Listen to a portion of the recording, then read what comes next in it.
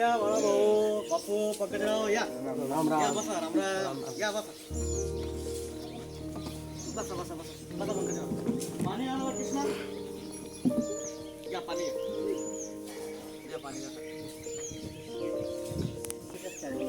अहो ते आपले निजोड कंपनीचे दादा साहेब आहे का ते आज आपल्याकडे येऊ लागले आणि त्यांचं म्हणणं होतं बुवा की कापसाच्या शेतीमध्ये काहीतरी नवीन प्रयोग आहे मग म्हणलं मग त्याला म्हणलं मी जवळच्या माझे 4-5 शेतकरी बोलवतो म्हणून तुम्हाला बोलवलं आता ते येणारच आपल्याकडे हा त्याचं नाव काढलं ते येऊ राहिलं माझ्याकडे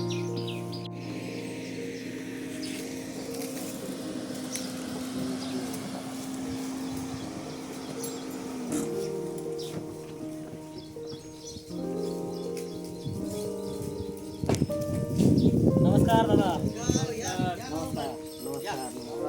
राम राम कृष्णा दादा साहेबाला खुर्ची आण रे या. निवांत आले बसले ना. तुमचा फोन आला होता उशीर तर झाले मला. नाही नाही नाही या बस तुमचा फोन आला काल पाणी द्या चला तेच म्हटलं गणेश दादांसोबत बोलणं झालं होतं कपाशीच्या शेतीमध्ये आपल्याला एक नवीन प्रयोग करायचा आहे. तर गणेश दादा म्हणे व आहेत आमचे दोघं चौघं जवळचे शेतकरी आहेत तर त्यांना पण आपण सोबत घेऊ आणि काय तुम्ही असाल तर सांगा म्हणे आम्हाला आपण करू. बिलकुल करू दादू साहेब कारण की आता तुम्ही पाहता 2 वर्षापासून एकदम दुष्काळ परिस्थिती आणि तुमच्या मार्गदर्शनाखालीच आता एवढं दुष्काळ असताना सुद्धा आपण यावर्षी चांगला कापूस काढला चांगला आता कापूस ते मिळाला. आपल्याला जसा फायदा झाला आणि तुम्ही कापसामध्ये आणखी चांगलं उत्पन्न वाढवता येईल आणि नवीन प्रयोग आहे म्हणलं मग आपले जे सोबती आहे त्याला बी थोडा फायदा व्हायला पाहिजे म्हणून मग यायला बोलवलं टक्क्यात आपण मागच्या वर्षी तुम्ही जर पाहिलं नवनीत कापूस वाण तुम्हाला दिला होता आपण डब्यालाच किती चांगला रिझल्ट मिळाला आणि दुष्काळी परिस्थितीमध्ये पण चांगलं उत्पन्न त्याला मिळालं है ना?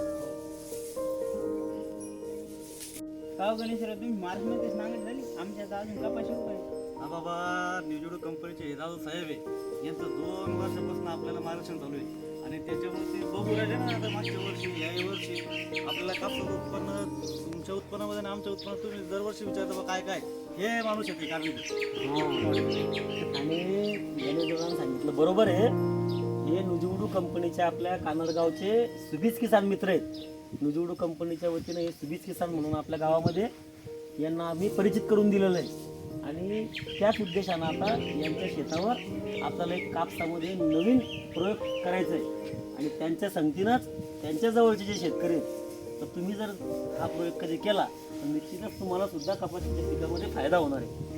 तर हा नवीन प्रयोग जर केला तर आवडेल का तुम्हाला? आम्ही जसं तुम्हाला सांगू तसं कराल का तुम्ही? कराल ना?